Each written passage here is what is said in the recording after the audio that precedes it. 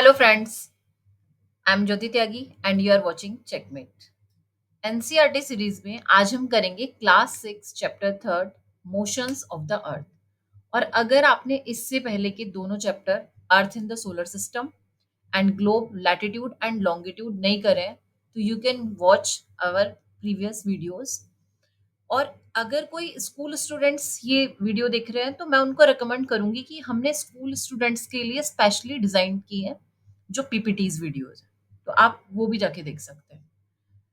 सो start करते हैं chapter motions of the अर्थ। मतलब इस चैप्टर में हम सिंपल सा है कि मोशंस ऑफ द अर्थ पढ़ेंगे कि हमारी अर्थ जो है उसके दो मोशंस होते हैं, मेनली रोटेशन और रेवोल्यूशन। सो पूरा जो एक चैप्टर है, छोटा सा चैप्टर है, ये इन्हीं दोनों टर्म्स पे बेस्ड है। सो स्टार्ट करते हैं। Earth has two types of motions namely rotation and revolution. Earth के दो मोशंस होते हैं, मतलब अर्थ दो तरीके से घूम रही है। ठीक है, सिंपल सा है, आप ये समझो अर्थ दो तरीके से घूम रही है।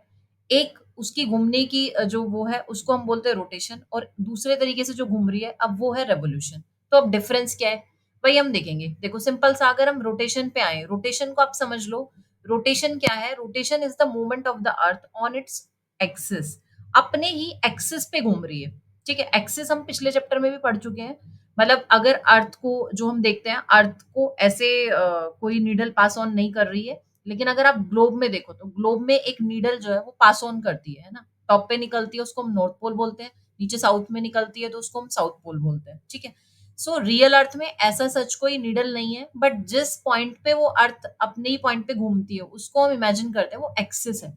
तो उसी पॉइंट पे जो इमेजिन कर रही है ना, अपने ही मतलब पॉइंट पे जो घूम रही है उसको रोटेशन बोलेंगे। सिंपल सा आप ऐसे समझ लो, आप एक लट्टू घुमा रहे हो।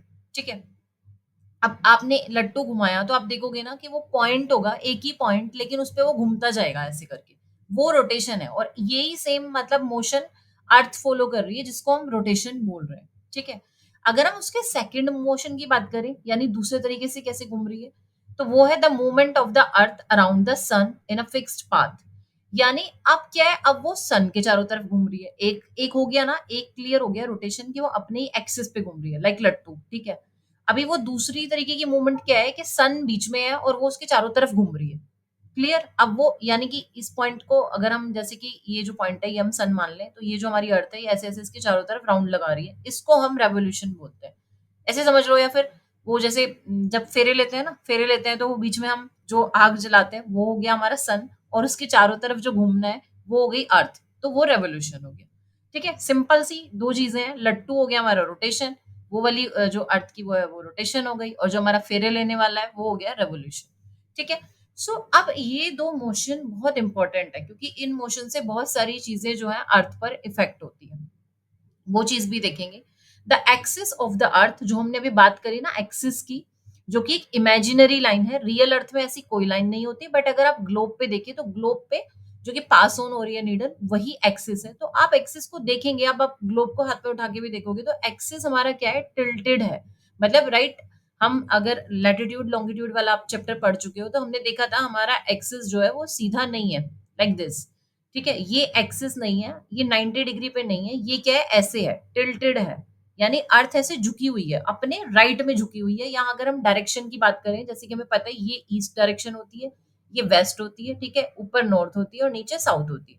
तो हम इसे दोनों बोल सकते हैं कि अर्थ जो है वो अपने राइट में झुकी हुई है, या तो अर्थ बोल सकते हैं अपने ईस्ट में झुकी हुई है। अगर हम नॉर्थ पोल के कॉन्टेक्स्ट में देखें, नॉर्थ पोल है और ये साउथ पोल है। तो अब आप देखोगे कि ये जो एक्सिस है ये कितना टिल्टेड है। ये लास्ट चैप्टर में भी हमने पढ़ा था, ये 23.5 टिल्टेड है, क्योंकि देखो यहाँ 90 डिग्री का एंगल बन रहा है, लेकिन ये इतना टिल्टेड है, ये यहाँ अगर है तो ये 23.5 टिल्टेड है। Okay, clear? क्योंकि ये चीज दो तरीके से आपसे एग्जामिनर घुमा के पूछ सकते हैं कि अर्थ जो है वो टिल्टेड कितना है, तो that is 23.5। But again question can formed in this sense के अपने ऑर्बिटल प्लेन के साथ वो कितना एंगल बना रही है। क्योंकि देखो अपने ऑर्बिटल प्लेन के साथ फिर जो एंगल बन रहा है वो है 66.5, है ना। इजी है क्योंकि देखो पूरा 90 डिग्री है। अब अगर वो टिल्ट 23.5 है तो घटा दो उसको 90 में से 23.5 को, तो दैट इज 66.5। क्योंकि वो जो अपने ऑर्बिटल प्लेन के साथ ये जो एंगल बना रही है ये कितना है, 66.5। सो ये due to the spherical shape of the earth only half of its gets light from the sun at a time. ये भी देखो सिंपल सा है, ये सन है, ठीक है। अभी अभी हम पढ़ चुके हैं कि रोटेशन है, वो अपने ही एक्सिस पे जो घूम रही है, ठीक है। जैसे कि लट्टू घूमता है तो अपना ही एक्सिस है जो कि इमेजिनरी लाइन है, जो कि टिल्टेड है, ठीक है। 23.5 पर टिल्टेड है, अपने ऑर्बिटल प्लेन के साथ 66.5 है। अब वो ऐसे घूम रही है, तो अब क्योंकि उसकी शेप कैसी है, स्फेरिकल है, ठीक है। अब एक पोर्शन, एक टाइम में एक ही पोर्शन जो होगा वो सन के सामने होगा ना, अदर जो अवे है वो क्या होगा, वो सन को फेस नहीं कर रहा होगा, क्योंकि ये एकदम से हम कहें कि लाइक कोई रेक्टेंगल जैसी चीज तो है नहीं है, स्फेरिकल है। तो अब जो सन को फेस कर रहा है पार्ट, वहां पर क्या होगा, वहां डे हो रहा होगा। और जो सन से अवे है, अब ये वाला जो पार्ट है, यहाँ क्या हो रही होगी, नाइट हो रही होगी, ठीक है। तो अब हम ये लाइन देख रहे हो, ये दिस इज द लाइन, इस लाइन को हम क्या बोलते हैं, circle of illumination. As such earth पे कोई लाइन नहीं है, हम बार बार यही रिपीट करेंगे, चाहे वो एक्सिस हो, चाहे आपका इक्वेटर हो, लैटिट्यूड्स हो, लॉन्गिट्यूड हो, everything is imaginary lines. Like this circle of illumination भी एक इमेजिनरी लाइन है, ग्लोब पर ये लाइन है। एज सच ऐसे अर्थ पे कोई नहीं है कि अर्थ पे बिल्कुल एक पॉइंट पे आप देखोगे तो इस पॉइंट पे के एकदम इधर रात हो रही होगी और इस पॉइंट के एकदम इधर क्या हो रहा होगा, दिन हो रहा होगा, है ना। तो वो भी धीरे धीरे ही होता है। अगर आप प्लेन में बैठ के जा रहे हो और आप देखोगे, आप एक टाइम जोन से दूसरे टाइम जोन में इस तरीके से जा रहे हो, तो आप देखोगे ग्रेजुअली चेंज, चीज जो है वो चेंज हो रही होंगी। कि अगर आप रात से दिन की तरफ जा रहे हो तो धीरे धीरे आप देखोगे कि सनराइज हो रहा है और फिर धीरे धीरे पूरा दिन निकल रहा है। बट ग्लोब पे जैसे कि हम मानते हैं ये सर्कल ऑफ इल्यूमिनेशन है, तो ये एक सीधी लाइन है। लाइक ये एक्सिस को कोइंसाइड नहीं कर रही है, क्योंकि एक्सिस हमारा क्या है, एक्सिस हमारा इस तरीके से टिल्ट है। तो यहाँ पर ग्लोब पर सर्कल ऑफ इल्यूमिनेशन क्या है, circle of illumination is that line which separates the globe, ठीक है, on which separates the globe into the day and night. Okay, so एक पार्ट जैसे जो सन के सामने है, जो सन को फेस कर रहा है, that is experience the day, और जो सन से अवे है that experience the night. I guess ये क्लियर हो गया होगा आपको ये चीज, ठीक है। यानी कि एक चीज यहाँ से ये भी क्लियर हो गई, डे और नाइट किसकी वजह से हो रहे हैं, रोटेशन की वजह से हो रहे हैं, है ना। जो हम डे और नाइट देख रहे हैं, ये जो अर्थ की डेली मोशन है, अर्थ, क्योंकि ये डेली मोशन है अर्थ का जो रोटेशन है, ये जो लट्टू की तरह घूम रही है अपनी एक्सिस पे, ये अर्थ का डेली रोटेशन है। और इसीलिए ये कंप्लीट करती है अपना डेली रोटेशन कितने टाइम में, हमारा एक दिन पूरा कितने का होता है, 24 घंटे का। तो ये अपना वही मतलब ऑन एन एवरेज इतने में करती है, वैसे होता है कंप्लीटली 23 hours 56 minutes, मतलब 4 मिनट कम में कर लेती है। बट ऑन एन एवरेज हम उसको मानते उतना ही है, 24 घंटे। सो 24 घंटे में अर्थ अपना रोटेशन पूरा करती है, और इसी की वजह से डे और नाइट फॉर्म होते हैं उसके रोटेशन की वजह से, ठीक है। सो इस पीरियड को हम अर्थ डे भी कहते हैं, क्योंकि ये कंप्लीटली एक अर्थ डे बनता है 24 घंटे में। इसको हम क्या बोलते हैं, इस पीरियड ऑफ रोटेशन को अर्थ डे भी हम बोलते हैं। और ये डेली मोशन है, डेली मोशन ऑफ द अर्थ। अगर हम एनुअल मोशन की बात करेंगे अभी, तो एनुअल मोशन में क्या आएगा, रोटेशन। जो अभी हमने पढ़ा ना, कि जैसे सपोज दैट ये सन, हम इसको सन एज्यूम कर रहे हैं और अर्थ को इस तरीके से ये ऐसे रिवॉल्व कर रही है, तो ये जो मूवमेंट है, ये जो रेवोल्यूशन है, ये एनुअल मूवमेंट है। और जो ये रोटेशन है, ये क्या है, डेली मूवमेंट है। ओके, ये देखो आप इस तरीके से ये भी एज्यूम कर सकते हो, जैसे हमने लट्टू एज्यूम करा, या ये वाला आप स्विंग है, ये एज्यूम करो, ठीक है। लट्टू, क्योंकि मैं लट्टू से इसलिए आ गई, माइट भी अभी थोड़े से ये वो वाले 21st सेंचुरी के बच्चे देख रहे हो और उन्होंने कभी लट्टू खेला ही ना हो, है ना। तो ये स्विंग तो जरूर झूला होगा आपने पार्क में। तो ये देखो, ये अपनी एक्सिस पे रहता है, अपने ही एक्सिस पे, और ऐसे ऐसे रोटेट हो रहा है। तो सपोज दैट कि हम इमेजिन कर रहे हैं सन इज लाइक हेयर, तो ये जो पार्ट फेस करेगा, ये क्या फेस करेगा, ये डे फेस करेगा, और ये जो अवे होगा ये नाइट फेस करेगा, लाइक दिस। और ये अपने ही एक्सिस पे ऐसे ऐसे कंप्लीट करेगा, लाइक 24 घंटे में, ठीक है। सो क्लियर है, आगे चलते हैं। हाँ, एक चीज और मैं बताना चाहूंगी, क्योंकि मैं अज्यूम करती हूँ कि आप लोग यहाँ पे जो भी हैं वो कॉम्पिटिटिव एग्जाम्स की तैयारी करते हैं। सो थोड़ा थोड़ा सा एक्स्ट्रा चीजें भी पढ़ना जरूरी है। जो अर्थ का टिल्ट है, अर्थ टिल्ट ऑल्सो कॉल्ड ऑब्लिक्विटी, ये जो टिल्ट है इसको हम ऑब्लिक्विटी भी कहते हैं, क्योंकि कई बार एंगल या मतलब इस तरीके से ना लिख के चीजें थोड़ा सा कॉम्प्लिकेटेड भी हो सकती है। तो अर्थ का जो टिल्ट है इसको ऑब्लिक्विटी बोलते हैं हम, जो कि हम अभी पढ़ रहे हैं कि ये कितने पर फिक्स है, 23.5 पर फिक्स है। बट आपको थोड़ा सरप्राइज होगा कि ये मतलब एक्चुअल में फिक्स ही नहीं होता, ये वेरी करता है। किसके बीच में वेरी करता है, 22.1 डिग्री से लेके 24.5 डिग्री के बीच में ये वेरी करता है। जैसे कि अभी ये 23.5 पे है, लेकिन जैसे हम देखें ना, मतलब ऑन एन एवरेज 40,000 साल के बाद ये थोड़ा थोड़ा चेंज होता रहता है। और यही चेंज होने से जो हम बोलते हैं ना कि नेचुरली जो एक क्लाइमेट चेंज हो रही है, वो इसकी वजह से होती है। क्योंकि अगर ये टिल्ट क्या होगा, अगर ये टिल्ट मतलब इस तरीके से जैसे हम कहें एक्सट्रीम क्लाइमेट हो जाएगी, अगर ये टिल्ट क्या होगा, ज्यादा हो जाएगा। अगर ये टिल्ट ज्यादा हो जाएगा तो क्लाइमेट क्या होगी, एक्सट्रीम होगी। ठीक है। सो ये चीज हो गई। दूसरी चीज, टिल्ट की वजह से और क्या हो रही है, सीजन्स तो फॉर्म होंगे ही, टिल्ट का रोल सीजन्स फॉर्म होने में भी है। और तीसरी चीज ये भी है कि टिल्ट की वजह से जो सनरेज है ना, सनरेज वो ऑल ओवर द अर्थ क्या है, सेम नहीं है ऑल ओवर द अर्थ। फिर हम जैसे लास्ट चैप्टर में भी पढ़ चुके थे कि हम यहाँ से देखें, हम ट्रॉपिक ऑफ कैंसर से लाइक दिस, ठीक है, हम ट्रॉपिक ऑफ कैंसर से और ट्रॉपिक ऑफ कैप्रिकॉन के बीच में देखते हैं तो टॉरिड जोन होती है, मैक्सिमम हीट यहाँ पर रिसीव होती है। क्यों? क्योंकि सन मतलब देखें हम, जैसे टिल्ट है, इस टिल्ट की वजह से जो अर्थ एंगल्स बना रही है सनरेज के साथ, तो वो डिफरेंट डिफरेंट है हर जगह पे। तो यही रीजन है, स्टिल्ट की वजह से जो पोल है ना, वो ये समझ के चलो आपके, जितना इक्वेटर रिसीव कर रही है ना हीट, उसका सिर्फ 40% ही रिसीव कर रही है। कौन? Poles, like north pole and south pole. Clear है? ओके। सो अगर आप सोचो कि अर्थ रोटेट करना बंद कर दे रही है, अगर अर्थ रोटेट नहीं कर रही है, अपने ही एक्सिस पे नहीं घूमे, तो क्या हो सकता है? देखो, ऑब्वियसली बात है कि पहली चीज तो जो हमने पढ़ा, उसके रोटेशन की वजह से ही डे और नाइट फॉर्म हो रहे हैं। तो पहले तो डे और नाइट फॉर्म होना ही बंद हो जाएंगे, यानी जो भी हम कहें कि जो पार्ट सन के सामने है वहां पर फिर हमेशा दिन ही रहेगा, और जो पार्ट सन से अवे है वहां पर क्या होगा, रात ही होगी। और इसका फिर परिणाम क्या होगा? इसका परिणाम ये होगा कि अगर कहीं पर मतलब किसी पार्ट पे सन के दिन ही दिन है, रात हो ही नहीं रही है, तो क्या होगा, एक्सट्रीम हीट होती जाएगी, और फिर फिजिबल नहीं होगा वहां पर लाइफ सरवाइव हो पाए। और इसी तरीके से जो पार्ट अवे होगा, जहां पर नाइट होगी, वो फ्रीज होता चला जाएगा, ठीक है, ओवर द टाइम, और वहां पर भी लाइफ पॉसिबल नहीं हो पाएगी। हम टाइड्स की बात करें तो टाइड्स भी कैसे होते हैं, डे और नाइट की फॉर्म की वजह से ही होते हैं। तो बहुत सारी ऐसी चीजें होंगी जो कि बंद हो जाएंगी इस मोशन के ना होने की वजह से, और लाइफ पॉसिबल नहीं हो पाएगी अर्थ पे। सो आई होप कि आपको रोटेशन अच्छे से समझ में आ गया होगा। ठीक है, रोटेशन क्या है, 23 आवर्स 56 मिनट। ओके, अपने ही एक्सिस पर घूमना है। ठीक है, एक्सिस के बारे में भी हम पढ़ चुके हैं कि 23.5 पर टिल्टेड है, अपने ऑर्बिटल के साथ इतना प्लेन, अपने ऑर्बिटल प्लेन के साथ इतने डिग्री का 66.5 का एंगल बनाती है। एक्सिस जो है, इसको मतलब जो इसका टिल्ट है अर्थ, इसको हम ओब्लिक्विटी भी बोलते हैं, and that is not fix. ठीक है, ओवर द 40,000 ईयर्स ये चेंज होता रहता है। दूसरी चीज जो हमने पढ़ी थी, रोटेशन टाइम हम पढ़ चुके थे, रोटेशन की स्पीड क्या है अर्थ, कैन यू बिलीव? मतलब हम अगर अपना देखें कि अगर हम किसी व्हीकल में बैठते हैं, हम कार में बैठते हैं, तो ऑन एन एवरेज अगर मैं देखूं 80 की स्पीड पे भी आप फील करते हो उस स्पीड को। और हम इस स्पीड पे हमारी अर्थ रोटेट कर रही है। ठीक है, 1667 किलोमीटर पर आवर। इस स्पीड पे अर्थ जो है अपने ही एक्सिस पे क्या कर रही है, रोटेट कर रही है, और 23 घंटे 56 मिनट में ये कंप्लीट कर लेती है एक सर्कल।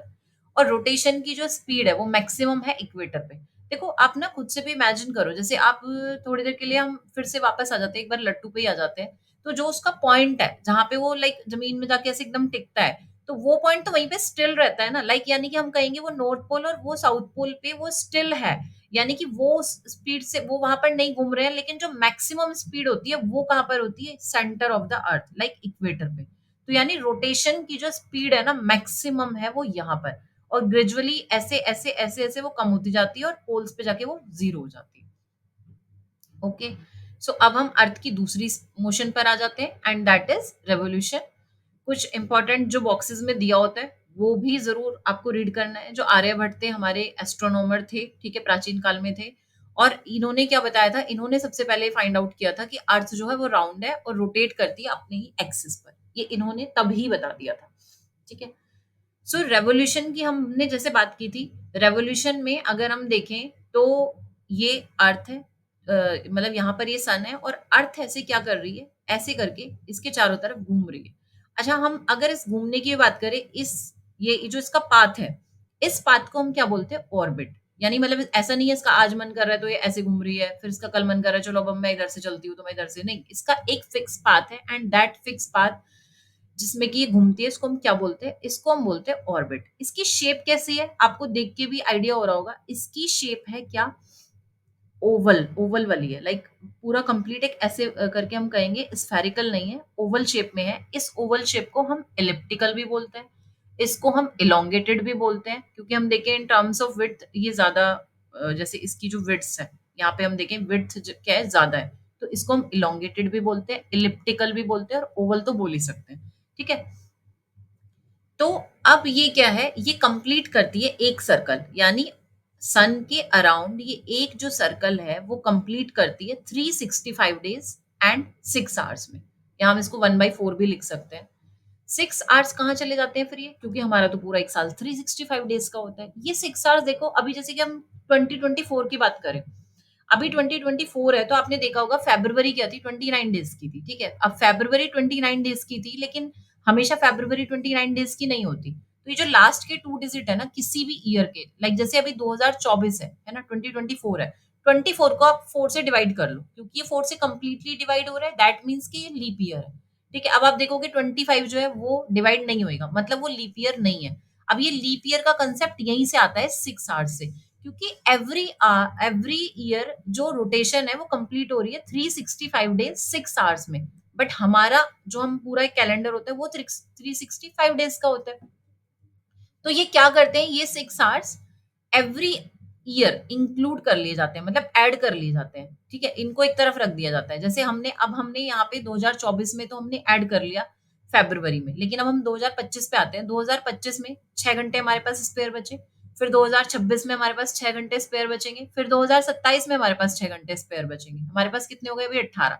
तो जब जाके 2028 आएगा और वो वाले 6 घंटे आएंगे तो वहां मिला के हमारा 24 घंटे का एक पूरा दिन हो जाएगा, और 2028 में हम फिर से क्या कर देंगे, फेब्रुवरी को 29 डेज की कर देंगे। इसीलिए हर 4 साल के बाद आप देखते हो फेब्रुवरी 29 डेज की हो जाती है, and that year called leap year.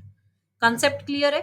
ठीक है, अभी लीप ईयर वाला कंसेप्ट क्लियर हो गया है, ऑर्बिट वाला ये क्लियर हो गया है कि ऑर्बिट है ये इसका फिक्स पाथ है, और इसी को हम एलिप्टिकल भी बोल देते हैं, ओवल भी बोल देते हैं, इलोंगेटेड भी बोलते हैं। और ये चीज भी हम ऑलरेडी डिस्कस कर चुके हैं कि जो अर्थ है वो सेम डायरेक्शन में ही झुकी है, लाइक अर्थ जो है अपने राइट में झुकी है, या हम ऐसे डायरेक्शन की बात करें तो ईस्ट में ही झुकी है, एक ही तरफ उसका टिल्ट है। ठीक है, ऑल ओवर द आप इसकी देखो पूरा आप इसकी ऑर्बिट में देखोगे तो ये ऐसे ही राइट में ही झुकी हुई है। ठीक है, सो इस रेवोल्यूशन के बेसिस पे हमने अभी पढ़ा, रोटेशन के बेसिस पे डे और नाइट हो रहे थे, इस रेवोल्यूशन के बेसिस पे हम देख रहे हैं यहाँ पे क्या बन रहा है, सीजन्स फॉर्म हो रहे हैं। आपको दिख भी ऐसे दिखेंगे, देखो अभी हम वो चीज डिस्कस करते हैं। जैसे कि समर, अगर हम देखें समर होती है, विंटर होती है, ऑटम होता है, और क्या होता है, स्प्रिंग होता है। ठीक है, अब ये कैसे होता है, कैसे कैसे चीजें होंगी, देखो वो चीज हम देखेंगे। हम ऑलरेडी लैटिट्यूड और लॉन्गिट्यूड वाले चैप्टर में इक्वेटर पढ़ चुके हैं, लाइन ट्रॉपिक ऑफ कैंसर पढ़ चुके हैं, ट्रॉपिक ऑफ कैप्रिकॉन पढ़ चुके हैं। सो आई थिंक वो चीज आपको क्लियर है, क्योंकि उस चीज की अब इसमें जरूरत होने वाली है। अगर वो नहीं पढ़ा है पहले तो यहाँ पॉज करो, लैटिट्यूड लॉन्गिट्यूड क्लियर करो। दैट्स वाई मैंने पिछले चैप्टर पे कहा था कि बेस है ज्योग्राफी का क्या, लैटिट्यूड एंड लॉन्गिट्यूड्स। वो क्लियर है तो बहुत सारे टॉपिक्स आपके इजीली क्लियर होते जाएंगे। तो अब देखो, अगर हम यहाँ पर आ जाते हैं, ये इक्वेटर है। ठीक है, अब ये इक्वेटर है, इक्वेटर के ऊपर वाले पार्ट को हम क्या बोलते हैं, जो इक्वेटर के ऊपर वाला पार्ट है उसको हम बोलते हैं नॉर्दर्न हेमिस्फीयर। इक्वेटर के नीचे वाले पार्ट को हम क्या बोलते हैं, सदर्न हेमिस्फीयर। ठीक है, क्लियर है यहाँ तक? अब हम क्या देख रहे हैं, अब हम देख रहे हैं कि जब हम बात कर रहे हैं यहाँ पे जून की, जब हम ये देख रहे हैं कि जून में, तो हम ये देख रहे हैं कि जून के आसपास जो नॉर्दर्न हेमिस्फीयर है, ठीक है, आप देख रहे हो नॉर्थ पोल ये टिल्टेड है किधर, टुवर्ड्स द सन। यानी कि जब ये टिल्टेड है towards the sun, northern hemisphere tilted है, तो इस पूरे एरिया में, ये जो पूरा नॉर्दर्न हेमिस्फीयर है, इस पूरा जो जगह है यहाँ पर क्या हो रही होगी, मैक्सिमम हीट रिसीव हो रही होगी। ठीक है, यहाँ इस पूरे नॉर्दर्न हेमिस्फीयर में। और ये जो ट्रॉपिक ऑफ कैंसर है, ट्रॉपिक ऑफ कैंसर पे सन रेज 21 जून को क्या होंगी, एकदम सीधा होंगी। ठीक है, स्ट्रेट होंगी। इसीलिए ट्रॉपिक ऑफ कैंसर पे जब 21 जून को सन रेज स्ट्रेट होंगी एकदम, तो यहाँ पर जो दिन होगा उस दिन जो डे की ड्यूरेशन होगी वो सबसे बड़ा दिन होगा। ठीक है, ऐसे अपने मम्मी दादी वगैरह को कहते हुए सुना होगा, आज सबसे बड़ा दिन है। सो यही है वो कंसेप्ट। सो इस दिन को बोला जाता है समर सोलिस्टिस, यहाँ पर नॉर्दर्न हेमिस्फीयर में। क्लियर दैट कि ये क्योंकि यहाँ ट्रॉपिक ऑफ कैंसर पे सीधी है उस दिन, ठीक है, 21 जून को। और फिर वाइस वर्सा ऐसे होगा, क्योंकि यहाँ ट्रॉपिक ऑफ कैंसर पे अगर सबसे बड़ा दिन है, तो ये जो ट्रॉपिक ऑफ कैप्रिकॉन है 23.5 साउथ, यहाँ पर क्या हो रहा होगा, सबसे छोटा दिन हो रहा होगा उस दिन। ठीक है, क्योंकि यहाँ सबसे बड़ा दिन है, तो यहाँ 21 जून को सबसे छोटा दिन हो रहा होगा। ठीक है, क्योंकि यहाँ उल्टा हो रहा होगा। और यहाँ अगर समर हो रही है पूरे नॉर्दर्न हेमिस्फीयर में, तो इस समय सदर्न हेमिस्फीयर में क्या हो रही होगी, विंटर हो रही होगी। ठीक है, उल्टा होता है। तो ये समझ में आया आपको, 21 जून समर सोलिस्टिस होता है बिकॉज ऑफ यहाँ 21 जून को सनरेज ट्रॉपिक ऑफ कैंसर पर क्या होती है, स्ट्रेट होती है, एंड मैक्सिमम हीट रिसीव हो रही होती है during this season in the northern hemisphere. अब जैसे जैसे हम देखो 21 जून से 23 सितंबर की तरफ चलेंगे, ठीक है, 21 जून से हम 23 सितंबर की तरफ चलेंगे, तो 23 सितंबर आते आते वापस से अब इक्वेटर पर सनरेज सीधे होती है। यहाँ पर इक्वेटर पर सनरेज सीधे होती है। ठीक है, ना तो यानी कि वो उस समय ट्रॉपिक ऑफ कैंसर पर हो रही होती है, और ना ही ट्रॉपिक ऑफ कैप्रिकॉन पर हो रही होती है। सनरेज कहाँ पर होती है, 23 सितंबर पर इक्वेटर पर एकदम डायरेक्ट फॉल होती है। ठीक है, और कोई भी हम कहें ना नॉर्थ पोल सन के मतलब एकदम सामने है, और ना ये साउथ पोल है, मतलब दोनों एक जैसे ही है। जैसे यहाँ पे क्या था, यहाँ नॉर्थ पोल सामने थी और यहाँ ये अवे थी। यहाँ पे क्या है, कोई भी अवे नहीं है, दोनों ही सामने ही है। ठीक है, तो अब इसमें क्या है, जब दोनों ही सामने है तो यहाँ पर क्या होगा, एक जैसा ही हो रहा होगा, नॉर्दर्न हेमिस्फीयर में भी और सदर्न हेमिस्फीयर में भी। ठीक है, और इक्वेटर पर क्या हो रहा होगा, इक्वेटर पर डायरेक्ट सनरेज फॉल हो रही होंगी, इसलिए इसको क्या बोलेंगे, इक्विनॉक्स। अब जैसे जैसे हम 23 सितंबर से किधर बढ़ेंगे, 22 दिसंबर पर, अब देखोगे, अब देखो ये जो नॉर्थ पोल है ये क्या हो गई है, अब ये अवे हो गई है सन से, क्योंकि अब ये जो साउथ पोल है ये सन के सामने है। ठीक है, अब अगर साउथ पोल सन के सामने है, तो ये जो है यहाँ पर सनरेज डायरेक्ट फॉल होगी। ठीक है, ये यहाँ पर सनरेज क्या हो रही है, डायरेक्ट फॉल हो रही है, किस दिन, 22 दिसंबर। अब यहाँ अगर 22 दिसंबर को डायरेक्ट सनरेज फॉल हो रही है, तो मतलब यहाँ गर्मी हो रही है इस समय। और अगर यहाँ गर्मी हो रही है, तो हमने वही बात करी ना, नॉर्दर्न हेमिस्फीयर और सदर्न हेमिस्फीयर में उल्टा होता है। अब अगर यहाँ सदर्न हेमिस्फीयर में उस समय गर्मी हो रही है, इसीलिए यहाँ 22 दिसंबर को नॉर्दर्न हेमिस्फीयर में क्या हो रही होती है, सर्दी हो रही होती है। इसीलिए 22 दिसंबर यानी 22 दिसंबर को क्या होता है, विंटर सोलिस्टिस होता है। और इसीलिए 22 दिसंबर को सबसे छोटा दिन होता है नॉर्दर्न हेमिस्फीयर में। ठीक है, 22 दिसंबर को क्या होता है, नॉर्दर्न हेमिस्फीयर में सबसे छोटा दिन होता है। और एक और इंटरेस्टिंग चीज है जो कि मैं अभी बताती हूँ, एक मिनट ये चीज कंप्लीट करती हूँ पहले। अब देखो, हम 22 दिसंबर से हम 21 मार्च की तरफ जा रहे हैं वापस से, और 21 मार्च आते आते फिर से ये वाली सिचुएशन आ गई है कि ना अब नॉर्थ पोल अवे है ना साउथ पोल अवे है। ठीक है, दोनों ही सामने है सन के। तो फिर से ये सनरेज कहाँ पर होंगी, फिर से सनरेज इक्वेटर पर होंगी। यानी अब हम देखें, साल में 2 बार जो सनरेज है वो डायरेक्ट फॉल होती है, कहाँ, इक्वेटर पर। कब, 21 मार्च और 23 सितंबर। अगर हम बात करें ट्रॉपिक ऑफ कैंसर की, तो कब फॉल होती है, 21 जून, जिसको हम क्या बोलते हैं, समर सोलिस्टिस। और 22 दिसंबर, जबकि कि वो ट्रॉपिक ऑफ कैप्रिकॉन पे फॉल होती है, उस समय हम नॉर्दर्न हेमिस्फीयर में क्या हो रहा होता है, विंटर सोलिस्टिस। क्लियर है। इंटरेस्टिंग चीज ये थी कि अब अगर देखो, आप यहाँ पे देखो, ये जो नॉर्थ पोल है, अब ये देखो, ये नॉर्थ पोल जो है, ये यहां से अगर मैं बात करूं, यानी कहां से, 21 मार्च से। ठीक है, 21 मार्च से लेकर यहाँ 21 जून पे आ रहे हैं, और 21 जून से लेकर यहाँ देखो 23 सितंबर तक जा रहे हैं, ये नॉर्थ पोल सन के सामने है। ठीक है, और अब देखो ये जो साउथ पोल है, मतलब यहाँ तो ये अगर 21 मार्च को हम कह रहे हैं, 21 मार्च को नॉर्थ पोल साउथ पोल दोनों ही सामने है, और यहाँ से जब ये धीरे धीरे धीरे धीरे इस तरीके से नॉर्थ पोल सामने आना शुरू हो जाती है, और जो साउथ पोल है ये अवे होना शुरू हो जाती है। यहाँ तक ये अवे है इस तरीके से। अगर हम ये इस पॉइंट की बात करें, तो यहाँ से लेके इस पॉइंट तक साउथ पोल अवे होगी, और फिर इस पॉइंट पे जाके जो साउथ पोल क्या है, सामने आना शुरू हो जाएगी, और यहाँ तक फिर साउथ पोल सामने होगी। तो यही रीजन है कि जो पोल्स हैं यहाँ पर क्या होता है, 6 महीने का दिन होता है और 6 महीने की रात होती है। क्यों, क्योंकि देखो इस समय, जब ये इस समय की अगर हम बात कर रहे हैं ना, यहाँ पे जून में हम कह सकते हैं मार्च से लेके करीबन और सितंबर तक, नॉर्थ पोल पे क्या होगा, दिन होगा। मार्च से ना ले, हम अप्रैल से ले सकते हैं, अप्रैल से लेके जुलाई के करीब तक यहाँ पर क्या होगा, दिन होगा नॉर्थ पोल पर। और इस समय क्योंकि ये अवे है साउथ पोल, तो यहाँ क्या होगी, यहाँ रात होगी। और इसी तरीके से फिर वापस से अगर हम इस वाले टाइम की बात करें, यहाँ दिसंबर से, तो यहाँ साउथ पोल पर क्या हो रही होती है, 6 महीने दिन हो रहा होता है और नॉर्थ पोल पर रात हो रही होती है। ठीक है, इसे हम एक शॉर्ट वीडियो में और अच्छे से करेंगे। ठीक है, कि क्या ये पूरा कंसेप्ट है थ्रू डेमो कि 6 महीने का दिन और 6 महीने की रात की है। ठीक है, सो अब चलते हैं नेक्स्ट, जो कि अभी हम कर चुके हैं कि समर सोलिस्टिस क्या है और विंटर सोलिस्टिस क्या है। 21 जून, ये जो हमने पूरा पढ़ा ना कि नॉर्दर्न हेमिस्फीयर टिल्टेड होता है कब, 21 जून। ठीक है, और डायरेक्ट सनरेज फॉल होती है ट्रॉपिक ऑफ कैंसर पे, क्योंकि पूरा उस समय नॉर्थ पोल इंक्लाइड होता है किस तरफ, सन की तरफ। और आर्कटिक सर्कल के जो हम गए बियॉन्ड वाला एरिया है, वो एक्सपीरियंस करता है continuous day light for about 6 months. वही जो हमने बात करी ना, उस समय आर्कटिक सर्कल के पूरा ये जो है, ये जो आर्कटिक सर्कल है 66.5 नॉर्थ पे, इसके बाद वाला पूरा एरिया 6 मंथ्स के लिए क्या करेगा, पूरा सनलाइट फेस करेगा। और इसी तरीके से फिर ये जो अंटार्कटिक सर्कल वाला एरिया है, ये 6 मंथ्स का डेज एक्सपीरियंस करेगा यहाँ से यहाँ तक।